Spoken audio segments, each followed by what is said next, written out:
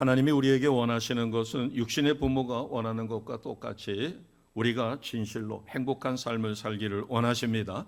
그리고 우리를 축복의 통로로 쓰기를 원하셔요. 의의 도구로, 그래서 하나님의 동역자로 쓰기를 원하셔요. 그리고 오늘 본문에 있는 것처럼 우리에게 복음의 열매를 요구하십니다.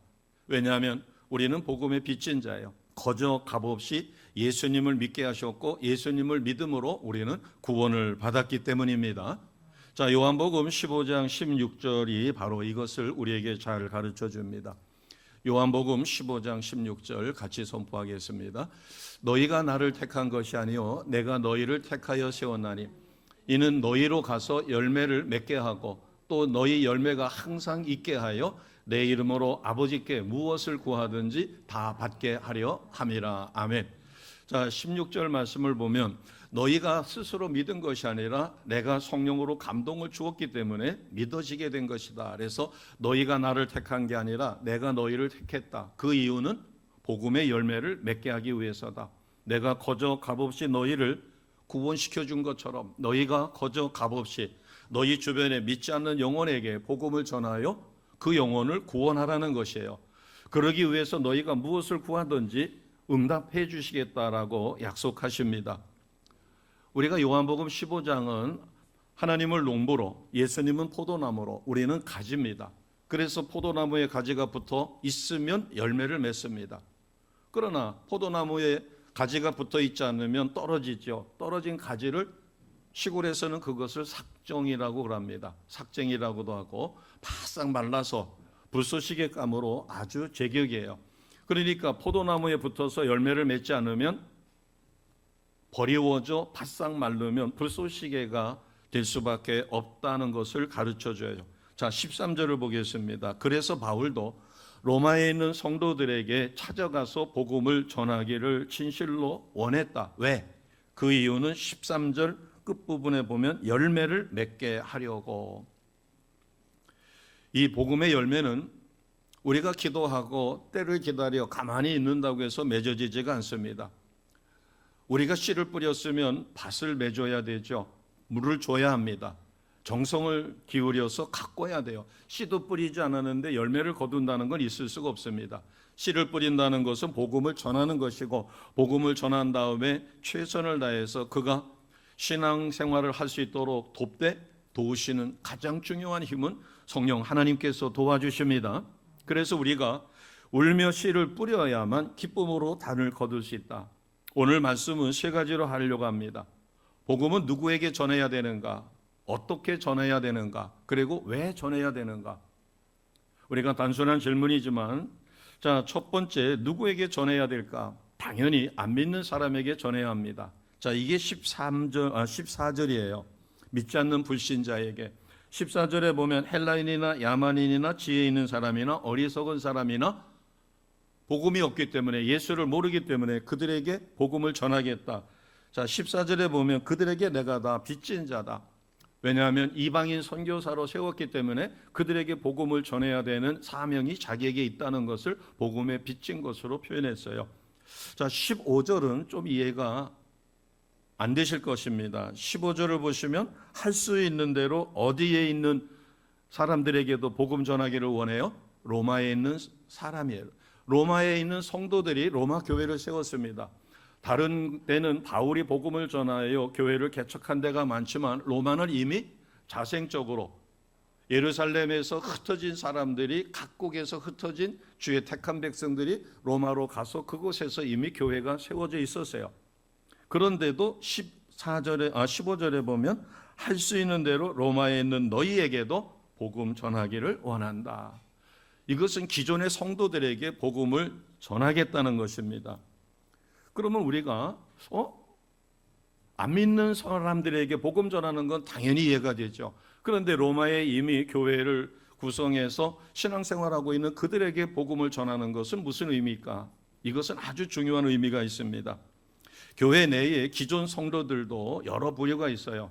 가난한 성도가 있어서 자기 편리에 따라서 예배를 드리는 사람이 있고 또 와서 예배를 드려도 율법적인 신앙으로 예배 드린 것으로 위로를 받는 분이 있어요.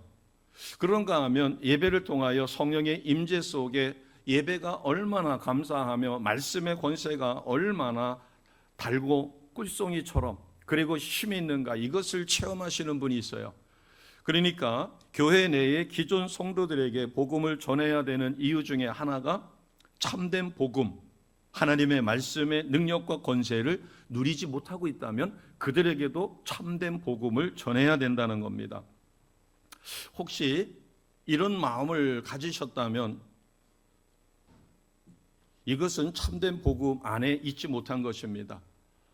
또 주일이야, 교회 가야 돼?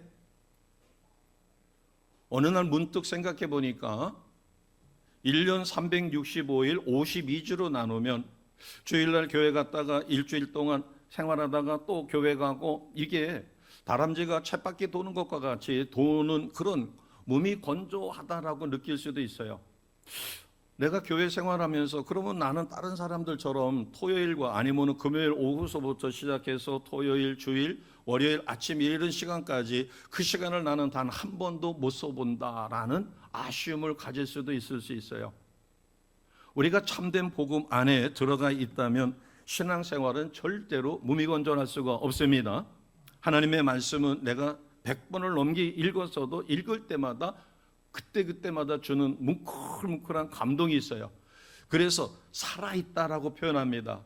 꿀송이보다 더 달다라고 표현해요.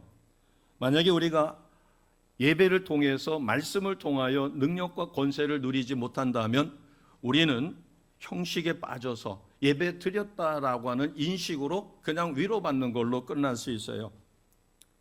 그리고 자녀들에게 복음을 전할 때도, 말씀을 전할 때도 은혜의 말씀이 아니라 율법적인 말씀, 정죄하는 말씀, 주일 성수하지 않았다고 해서 야단치는 것으로 끝나지, 그가 주일을 성수할 수 있도록 그를 위하여 기도하며 그를 둘러싸고 있는 악한 영을 물리쳐 줄 힘이 없는 거예요. 그렇기 때문에 참된 복음, 참된 말씀의 능력을 이루지 못한다면 신앙생활하면서도 철저하게 나는 죽고 내 안에 예수가 살아나야 되는데 예수는 없고 나만 살아가지고 교회에서 열심히 하다가 자칫 잘못하면 상처를 받기도 하고 때로는 다른 사람에게 상처를 주기도 합니다. 가장 중요한 것은 신앙생활의 목적이 우리는 잃어버렸던 하나님의 형상을 회복하는 것입니다. 그것은 예수님을 닮아가서 예수님처럼 생각하고 예수님처럼 느끼고 예수님처럼 보고 말하고 행동해서 죽어가는 영혼을 살리는 일에 최선을 다하여 하나님을 기쁘시게 하는 삶을 사는 겁니다. 그런데 신앙생활의 목적이 지금보다 좀 더 나은 생활, 그리고 자기가 복을 받기 위하여, 그리고 내가 소원이 있는데 그것을 이루기 위하여 신앙생활이 그것이 주가 된다면 참된 신앙생활을 하고 있지 못한 거죠. 그냥 교회를 다니고 있는 겁니다. 그러면 진짜 신앙은 뭐냐? 말씀의 깊이를 맛보게 되면 나는 죽고 누구만 살아나는 삶을 살아요? 예수가 살아나는 삶을 삽니다. 바꿔 이야기하면 지금까지 가지고 있던 경험이나 체험을 가지고 살아가는 것이 아니라, 가치 기준으로 살아가는 게 아니라 철저하게 하나님 말씀 중심으로 삽니다. 놀라운 변화가 일어나는 거예요. 그러다 보니까 예배를 드린다 또는 주일을 성수한다는 것은 내 맘대로 내가 좌지우지하는 게 아니라 그것은 당연한 것이에요. 왜?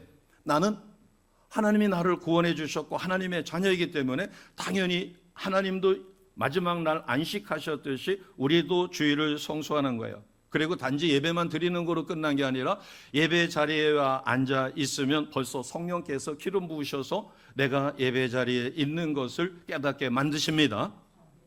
성령의 임재가 느껴지는 거예요. 그러다 보니까 찬양을 부를 때도 물클한 감동이 있고 은혜가 넘치는, 그래서 감사의 예배를 드리게 돼요. 감격이 있는 예배를 드립니다. 찬양을 부르는데도 내가 나 혼자 나의 목소리로 부르는 게 아니라 성령의 감동 속에, 성령의 임재 속에 내가 찬양하고 있다라고 하는 것을 깨닫게 되니까 또 감사한 거예요. 하나님과 하나 되어지는 것입니다. 그래서 요한복음 15장에 나오는 너가 내 안에 내가 너 안에 있으면 이것이 이루어진 하나님과 하나 되어지는 놀라운 은혜를 누립니다. 성부 하나님이 은혜를 주셔서 내가 구원받았구나. 그런데 지금 이 시간 성령이 임재하여 예배를 도와주고 계시고 성령이 임재 속에 내가 예배 드리고 있는 게 체험되어지는 거예요. 그러면서 예수님의 이름으로 기도할 때 놀라운 감동이 물밀듯이 오게 되어집니다. 이게 바로 말씀의 깊이와 참된 신앙의 성도의 모습이에요. 설사 내가 구한 것이 금방 지금 응답이 안 됐더라도 괜찮아요. 왜? 기다릴 수 있는 소망이 있으니까. 그리고 삶 속에서 우리는 행복을 느끼는 거예요. 교회 안에서만이 아니라 일상의 삶에서 내가 대수롭지 않은 거라 나서 그냥 스쳐가듯이 이랬으면 좋겠다고 했는데 어느새 하나님이 들으시고 그것을 이루어 주셨어요.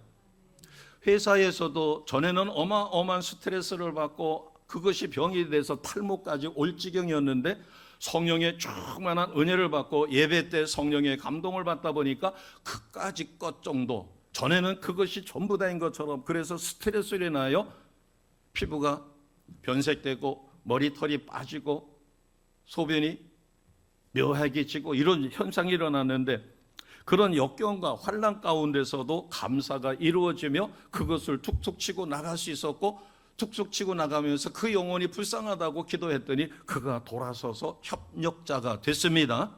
이런 놀라운 역사가 이루어지는 것이에요. 그래서 바울은 이런 것을 누구보다 잘 알고 있기 때문에 13절에 뭐라고 얘기했는가 하면, 너희에게 가기를 내가 수차례 원했지만 기회를 갖지 못했다. 그러면서 14절에 야만인, 헬라인, 지혜 있는 자, 어리석은 자나, 그리고 로마에 있는 너희 믿음의 사람들에게도 나는 복음 전하기를 원한다. 왜? 참된 복음이 필요합니다. 우리가 예배 드렸다는 것으로 끝날 게 아니라 우리는 성령의 임재 속에 예배를 드려야 합니다. 아멘. 그래서 예배를 통하여 뭉클뭉클한 감동을 받고, 그 다음에 내가 찬양을 드릴 때 그 찬양에 연락된다고 하는, 하나님이 기뻐 받으신다고 하는 확신을 가지셔야 합니다. 그렇게 될 때 내가 수고하고 애쓰는 모든 것이 하나님 앞에 상급이다라는 인식을 갖게 됩니다. 자, 몇 가지만 제가 더 집어드리겠습니다.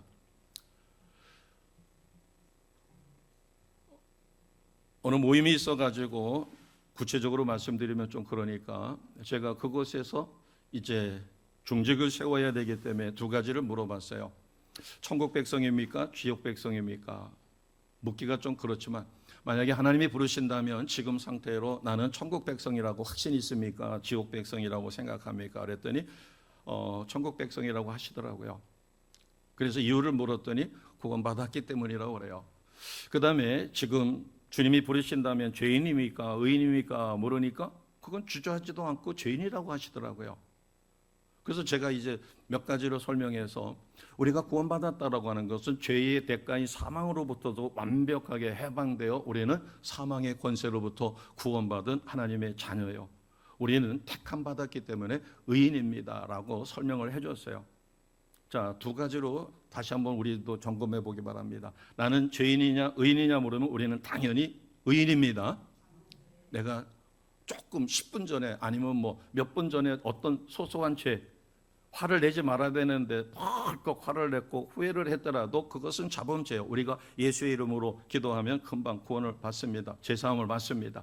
그러니까 우리는 죄인이 아니라 당당하게 의인입니다. 그 이유는 한 가지예요. 예수 믿고 구원받은 하나님의 자녀이기 때문에 천국 백성입니다. 지옥 백성이 아니라. 자, 이와 같이 우리가 구원에 대해서 확신이 있으면 당연히 구원에 뭐가 누려져야 돼요? 구원의 감격이 있습니다. 내가 어마어마한 빚을 졌는데 누가 그 빚을 다 갚아줬어요. 얼마나 감사해요. 내가 구원의 확신이 있으면서도 구원의 감격이 없다면, 그리고 내가 믿음 생활을 하는데 내게 열정이 점점 식어지고 있다면, 지금까지 내 삶을 돌아봤을 때 전도의 열매가 없다면 우리는 어떻게 해야 돼요? 하나님 앞에 나를 내려놓고 철저히 부서져 다시 복음의 감격을 우리는 체험하셔야 합니다. 말씀 앞에, 하나님의 능력 앞에 부서져야 될 사람은 바로 나 자신이에요.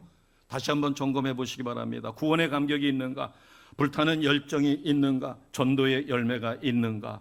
이것이 없다면 하나님 앞에 낮아져서 내가 변화받아야 될 것입니다.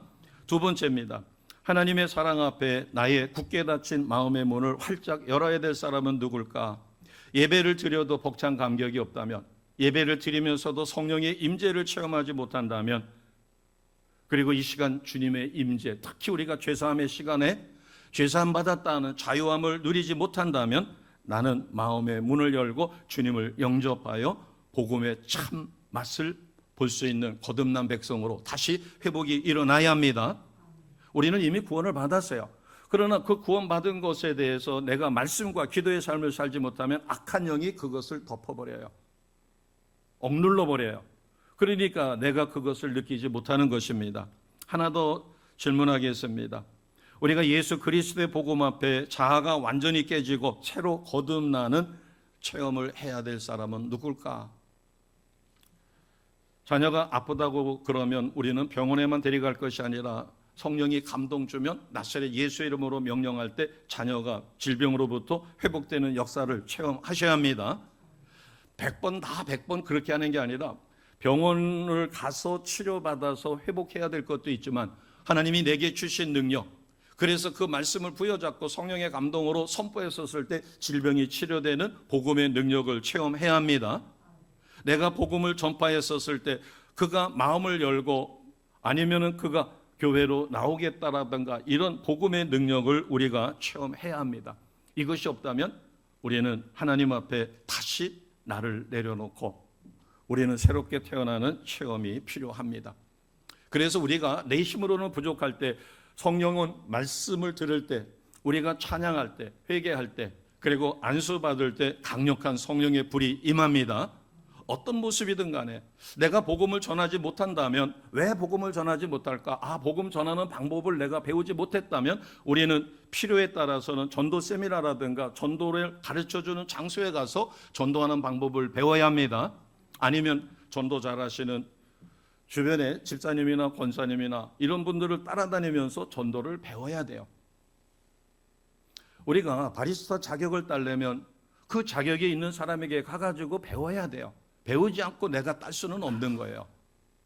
물론 성령께서 강력하게 역사하셔 전도를 배운 바가 없지만 복음을 전하는 일에 최선을 다하여 그래서 예수를 전하고 자기 간증을 전했더니 그가 하나님 앞으로 돌아서서 전도의 열매를 맺을 수 있어요.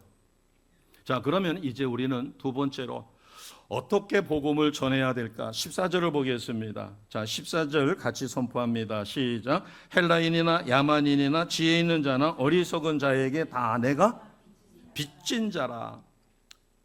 이것을 한마디로 이야기하면 빚진 자의 심정으로 우리는 복음을 전해야 합니다. 빚졌다는 게 뭐예요? 내가 어떤 공로를 세웠기 때문에 하나님이 그 공로를 인정하여 너는 공로가 있으니까 내 자녀야 해서 자녀 삼아주신 게 아니라 우리는 사망의 권세 마귀에게 사로잡혀 형편 무인징역으로 살았지만 성령의 감동으로 우리는 믿어지는 믿음까지 하나님이 주셔서 하나님의 자녀가 되었습니다. 그렇기 때문에 내 생명은 내게 아니라 이제는 누구의 것이에요?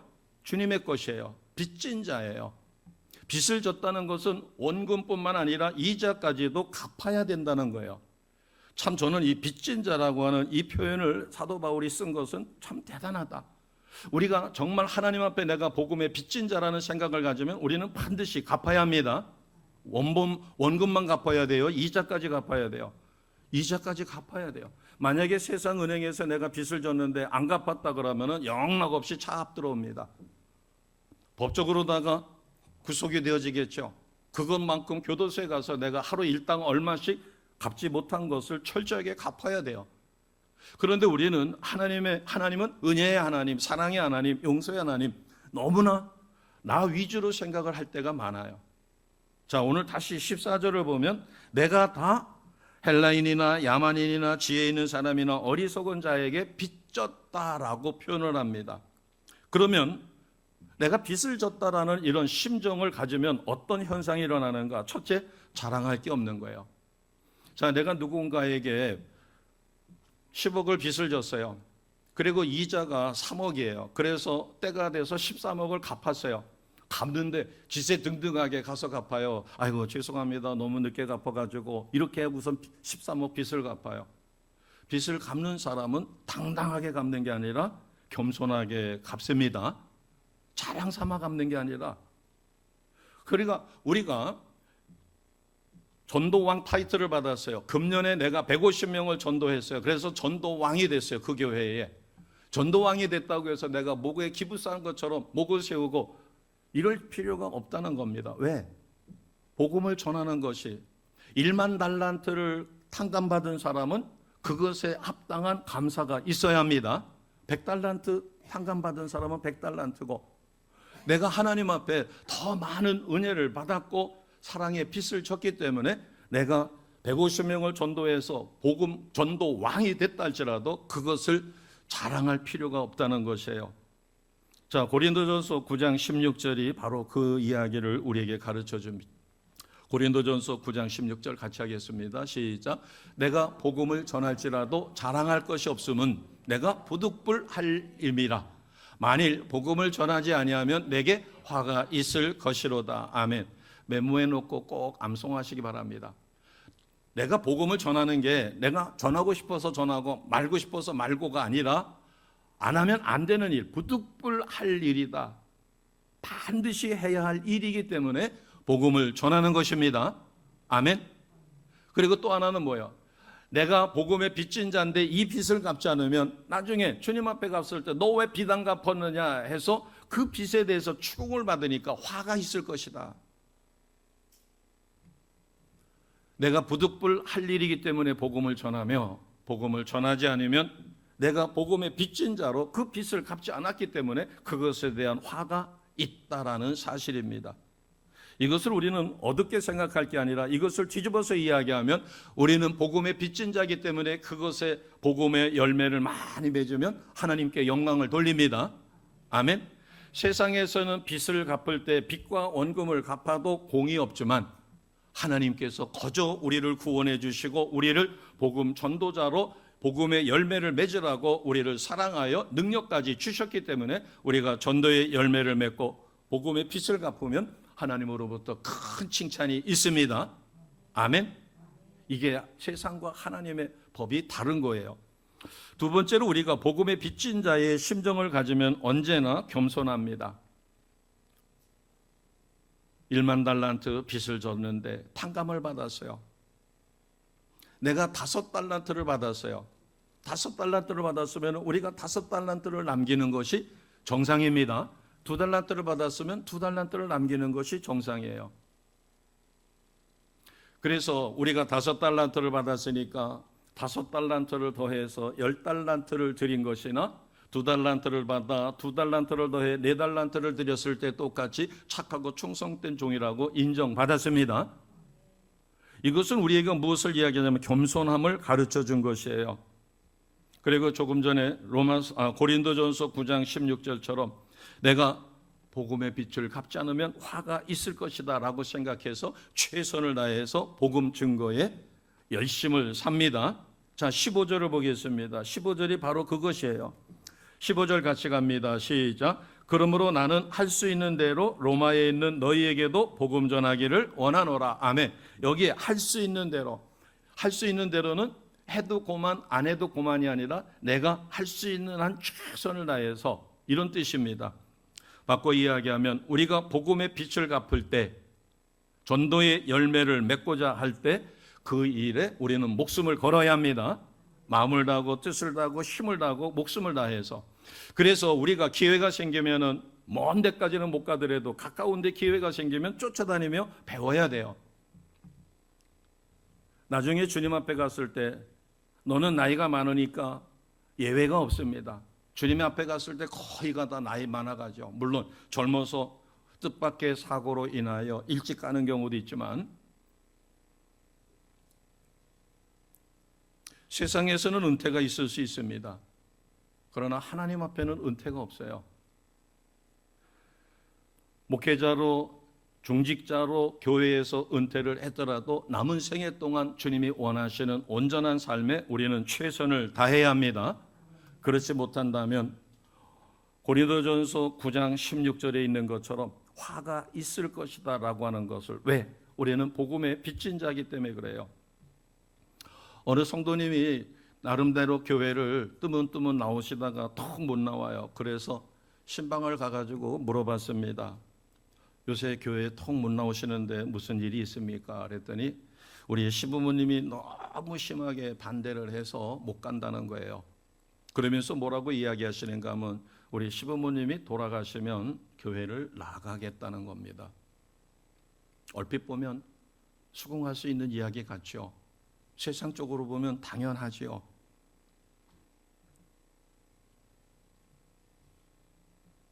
그런데 우리가 신앙생활하면서 특히 며느리 입장에서 안 믿는 집안을 택해서 본인이 갔어요. 그러면 그 박해가 당연히 올 것이라고 하는 것은 예상을 했을 것입니다. 그런데 시부모님이 돌아가시면 그때 나오겠다라고 이야기를 한다면 과연 이것은 하나님 보시기에 옳은 이야기일까? 성경적으로 옳은 이야기일까? 이미 저질러진 일이에요. 성경에 보면 믿지 않는 자와 멍에를 같이 매지 말라 그랬어요. 왜냐하면 멍에를 같이 매면 즉 불신자와 결혼하게 되면 이런 일이 벌어지니까 성경은 그것을 금하고 있지만 성령의 감동이었던 자기 선택이었던 그렇게 해서 믿지 않는 가족으로 인하여 핍박으로 인하여 예수를 믿기 어렵다면 거기서 돌파를 할 방법을 모색해야 합니다. 그러기 위해서는 하나님 앞에 기도해야 되겠죠.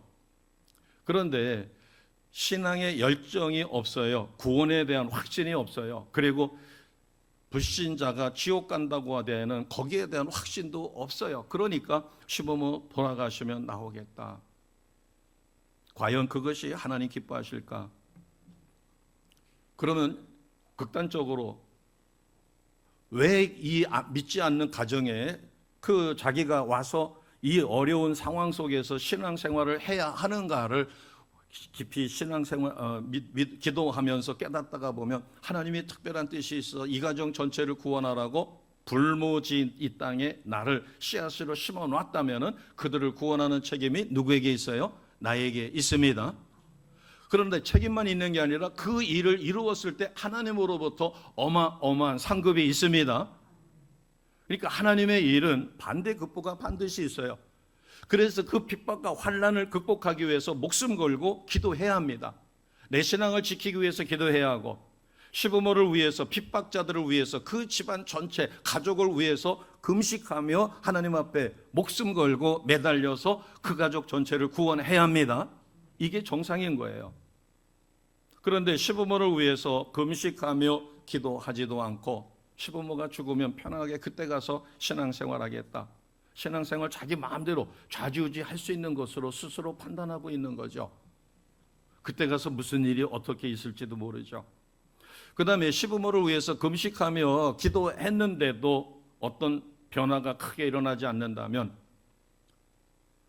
아니면 금식하며 기도할 때 교회의 목회자나 아니면은 교회의 중직들이나 아니면은 자기를 위하여 기도해 줄 수 있는 신실한 기도자에게 중보 기도를 부탁하며 함께 기도해야 합니다. 자, 15절을 다시 보면 할 수 있는 대로 최선을 다해서 로마에 있는 너희에게 갈 것이고 너희에게 참된 복음을 전하려 한다. 복음은 되는 대로 전하는 것이 아니라 할 수 있는 대로 최선을 다해서. 그래서 우리는 성경적으로 이야기하면 마음을 다하고 뜻을 다하고 힘을 다하고 목숨을 다하여 복음을 전해야 합니다. 우리가 왜 복음 전하는데 주저주저할까? 아이고 저 사람을 전도하려고 하는데 나보다 학식도 많고 나보다 더 잘 살고 모든 면에서 나보다 출중하기 때문에 주눅이 들어가지고 복음을 전하지 못한다. 이것은 복음을 부끄러워하는 거죠. 우리는 복음을 부끄러워할 이유가 전혀 없습니다. 복음을 당연시 해야 되고 그럼에도 불구하고 우리가 전해야 될 사람에게 권면하지도 않거나 침묵하고 있다면 그것은 나도 모르는 사이에 복음을 부끄러워하는 것이에요. 헬라 사람들은 지혜를 자랑했어요. 그래서 헬라 철학, 스코아 철학이니 뭐니 쭉 나오죠. 그래서 우리가 이름만 들어도 알 수 있는 플라톤, 아리스토텔레스, 소크라테스 이런 지성들이 비일비재하게 거기서 배출이 됐습니다. 헬라는 철학적인 지식을 자랑했어요. 그래서 세계가 부러워하죠. 로마는 힘을 자랑합니다. 로마의 군사력은 어마어마했어요. 그래서 로마 병사들이 많지 않기 때문에 그곳에 주둔하는 게 아니라 길을 잘 닦아놓고 기마병이 쏜살같이 가가지고 반란을 제압한다면은 거기에 통치자들을 총독을 세워놓고 다시 귀대를 해요. 그래서 모든 길은 로마로 통하듯이 로마의 국방력은 강력합니다. 바울이 사역했을 때 초대교회 당시가 그렇죠.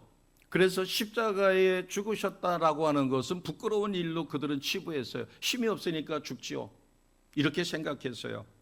그러나 바울은 오늘 본문에 있는 것처럼 뭐라고 말해요? 16절에 보니까 복음을 부끄러워하지 않는다. 왜 복음을 부끄러워하지 않는가 하면 하나님의 능력이 있기 때문에.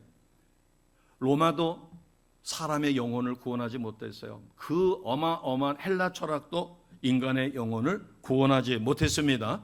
오직 복음만이 그 영혼을 구원했어요.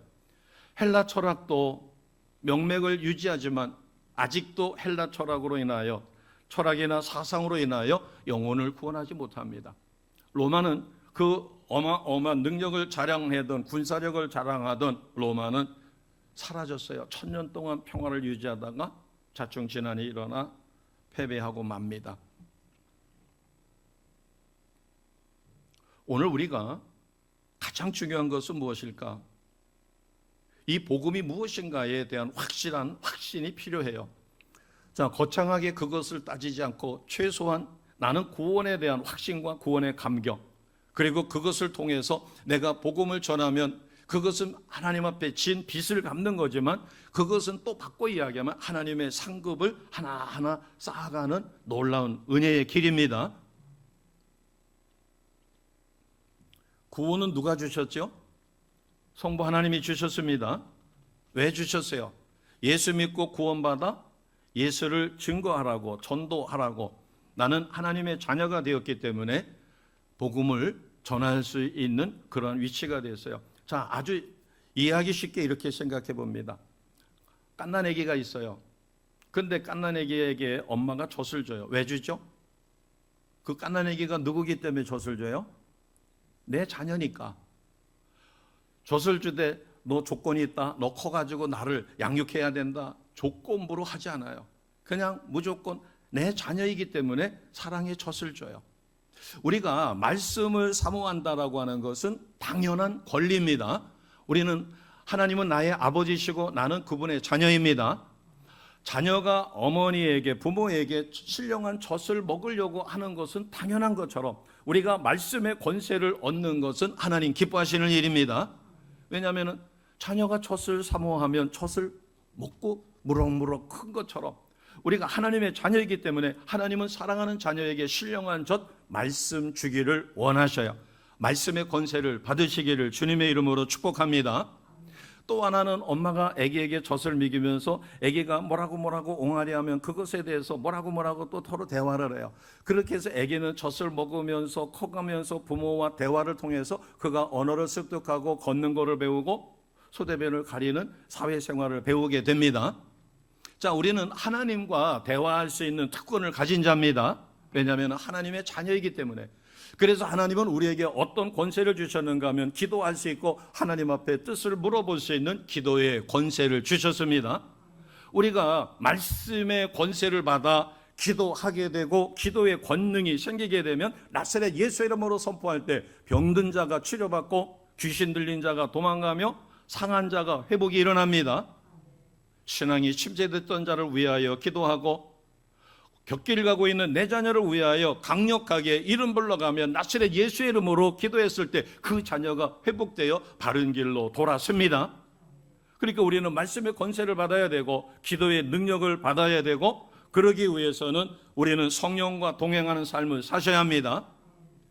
우리는 이미 성령이 나와 함께 계셔요.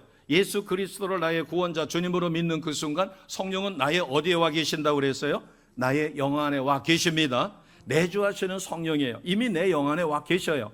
그래서 하나님의 생각을 나에게 전해주고 그 영이 내 혼의 세계를 다스려서 내가 신앙생활하게 만들어주는 거예요. 그러니까 우리는 이미 성령과 동행하는 삶을 살고 있습니다.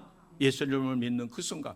그러나 이 내주하시는 성령이 더욱 강력하게 역사하여 성령의 기름 부으심 속에 내가 능력자로 성령의 불 받기 위하여 하나님은 우리에게 그러한 기회를 주셔요. 그래서 성령의 불 받는 것은 말씀을 들을 때, 찬양할 때, 회개할 때, 그리고 예배를 드릴 때, 그리고 능력자에게 안수받을 때. 그래서 우리는 성령의 불 받기 위하여 예배 때 성령의 임재 속에 사모하며 성령의 강력한 기름 부으심을 소망하셔야 합니다. 그러면 반드시 불을 받게 돼 있어요. 그래도 안 된다 그러면은 능력자에게 와서라도 안수를 통하여라도 받아야 합니다. 그러기 위해서는 성령이 가르쳐주는 깨우침이 있어요. 이것을 우리는 회개라고 이야기해요. 철저하게 회개할 때, 지금까지 내가 복음을 전하지 못했는데 왜 전하지 못했을까? 복음에 열정이 없었구나. 복음을 전하는 방법이 없었구나. 그러면은 복음 전하는 방법을 배워야 돼요. 교회에서 세미나를 하든 아니면 인근에서 세미나를 하든 그런 데를 쫓아다니며 내가 배워야만 그 능력을 터득하는 거예요.